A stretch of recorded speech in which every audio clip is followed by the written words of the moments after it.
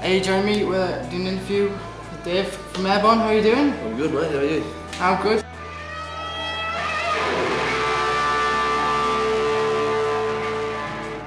A lot of people probably come up to you and just like, it's really great to meet you, you're a rock star and that. Do you think you're a rock star yourself? Nah, I don't really use the term rock star. We're just dudes that play rock and roll. You know? Yeah, definitely. There's definitely the cliche rock star kind of image of people who play in bands. You know, it's just I never consider myself that. Just a musician that plays rock and roll. Certainly not big-headed. I mean, I met you guys playing Leeds, and you're not big-headed at all. You haven't got any head. Oh, I hope not. I mean, I guess, but it's definitely a lifestyle. Like what we do is definitely we live and breathe what we do. You know, it's definitely, I guess, with rock and roll or some certain genres of music, you definitely live that style kind of thing.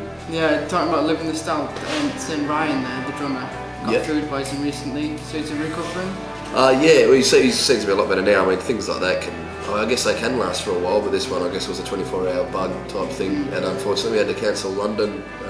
You know, he was pretty crook. We had to put him in a hotel, so he couldn't venture far from the toilet too far. So it's, nice. I mean, you can kind of play a show with a flu or a cold or anything like that. It's not enjoyable, but to have something like food poisoning, it's just you got to it's impossible to try and do a show, especially with the way he plays drums. You guys haven't been on much, have you? You've been on like a couple of days throughout the year? Yeah, we started in January, so it's been 11 months to us. It's like flat out so far for us. Yeah. But we were just home before this tour. We went home for 6 shows, sorry.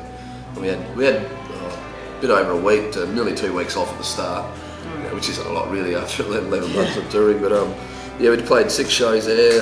That was the first time in 3 years we played home, so that went really well.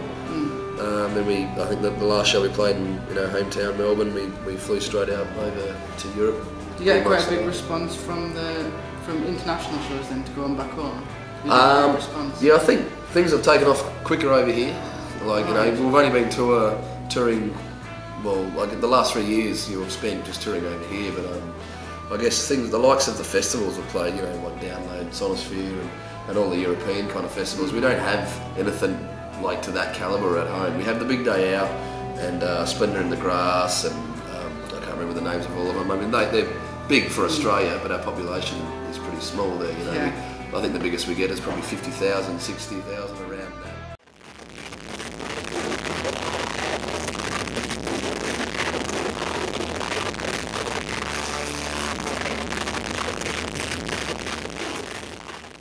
Have you been to any festivals before yourself, just as normal punter? Yeah, years ago now. Well, not for a long time, because we're pretty busy all the time now. But yeah, we have a festival called Meredith back in Australia. That's pretty cool. I went there. I don't know. I think I was 18 actually. Yeah, and I forget who played. Actually, I was pretty drunk, but and then a few years later, I got to actually play it with Airbourne. So that's when we moved to Melbourne, and we were. Was it quite Is that one of the times that you really hit home, like, oh, really?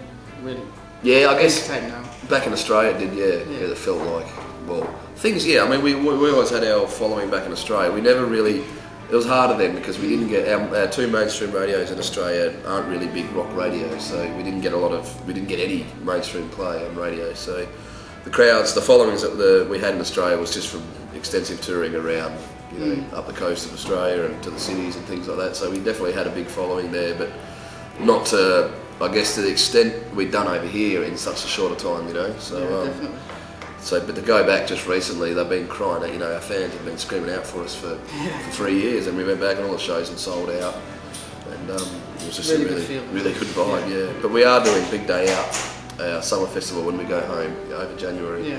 And that's pretty, that's probably one of our big festivals. Huge, I think Ramstein headlining it this year, and I think Tool are playing it. I can't remember the other bands, but it's pretty good. That'll be good, though. Yeah. So speaking of when you're coming off the road, then what do you usually do to relax? Do you usually think I'm not going to go on any music instruments or music? No, I always play guitar. I mean, we don't get a lot of time off, that's for sure. But after this tour, we're going back to Oz for Christmas, and we're playing for New Year's in our home.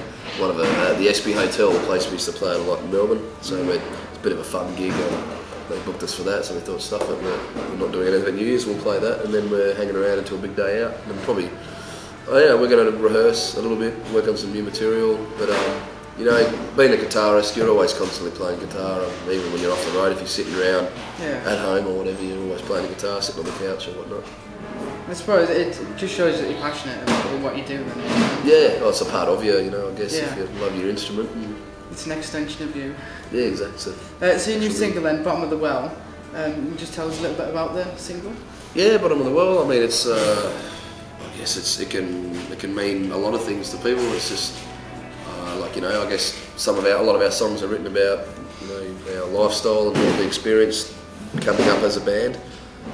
Bottom of the Well can be just, you know, times are tough. It can mean, you know, like when the world was in recession and things are going bad and there's no point getting down about it, just crawl your way out of the bottom of the well and, you know, break free and just get over it kind of thing. And I guess that song and also No Way But the Highway especially was definitely written about our early stages as a band, living on welfare and playing for shows of $20 and not even enough to put fuel in your car and drive home kind of thing.